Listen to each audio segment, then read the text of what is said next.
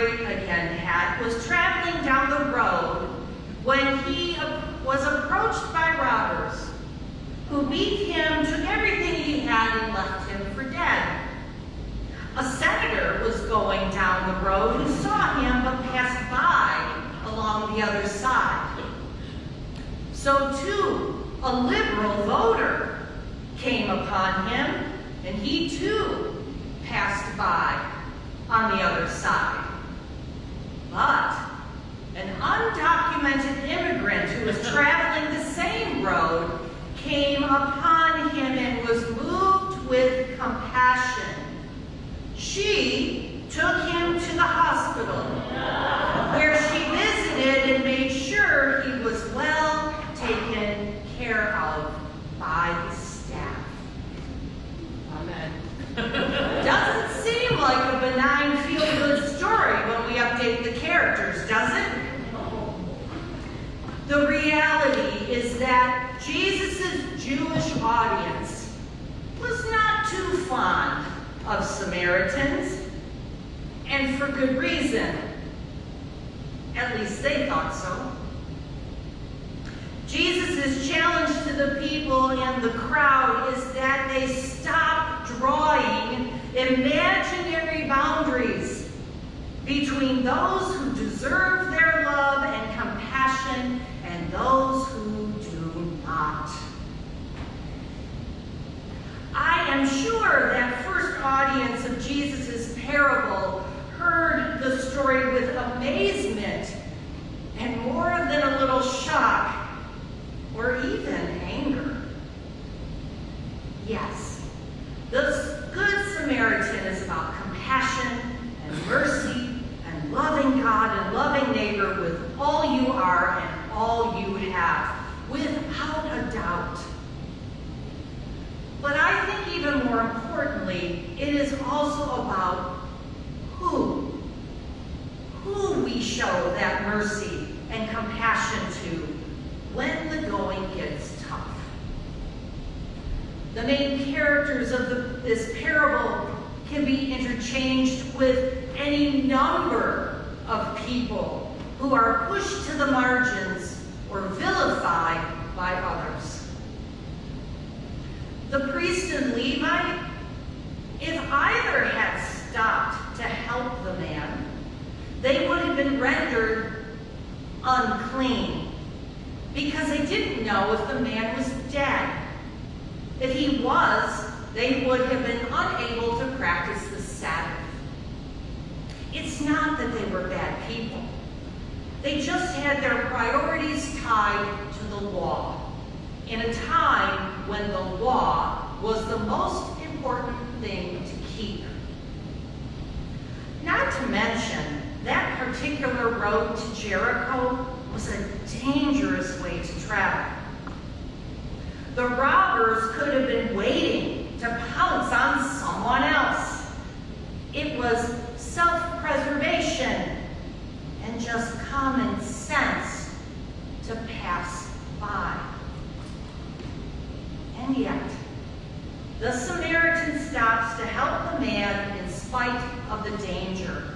And in the eyes of Jesus, people, God's children, were and always are more important than the law. The Samaritan kept the spirit of the law, not just the letter of the law. If you need a modern-day example of people drawing that boundary, just read some of the responses online about the floods in Texas. Some people on the left are claiming to have no mercy for the people involved in this tragedy because Texas voted red in the presidential election and therefore they got what they deserved. Some people on the right are trying to exploit this moment and somehow make this the previous administration's fault while also claiming the government is controlling the weather in order to make this administration look bad. The people crying in horror at this loss of life are being silenced by both sides. that most, if not all of us, have a group of people we don't trust, or even willingly dislike. Let's be real. There are people in the world we do not only not trust, but their beliefs and attitudes make our blood boil. Dare I say we just might hate them. We think the world would be better off without them in it. And we would have no problem at crossing by on the other side, believing that karma was working its magic. And then here comes that pesky Jesus with his challenge to go and do likewise, as did the Samaritan. The one who only saw someone in need and did what they could do. I have a suspicion that most of us would sadly fit right in with the expert of the law. We have a list of our good deeds, badges of the things we have done for others. We have our lists of the harms others have done to us and wear it like a badge of honor. And in that great accounting balance sheet of life, we see ourselves as justified in the law. When I was in seminary, I was introduced to the Croatian Protestant theologian Miroslav Volf, V-O-L-F. His most famous work being Exclusion and Embrace. He grew up in Marxist Yugoslavia, where Christians were carefully watched by the government. During his time of compulsory military service, Volf was constantly being interrogated by the military police and threatened with imprisonment because of his Christian faith. One of the many things he speaks about as a result of his experience is the need to understand the other. And one of his observations, which has stuck with me, is his belief that we truly are no different from the other. His argument is that we cannot look at the actions of another and say, oh, I would never do that. Because we have the luxury of our own personal life experiences, which draw us to live differently. Volf argues that if we had the experiences of the other, we would live out our lives no differently than they live out theirs. And so, we have no room to judge. Volf came to this conclusion as he wrestled with forgiving his interrogator and trying to heal the fear within him that experience of constant interrogation left behind. He knows that of which he speaks. Said another way, attributed to a former professor of mine, the Monsignor John Zenitz, who always talked about the word understanding, literally meaning standing under someone. When you put someone up here, you see every angle of them and marvel at the good and the not so good about them. And it is only then that you begin to understand why they do what they do.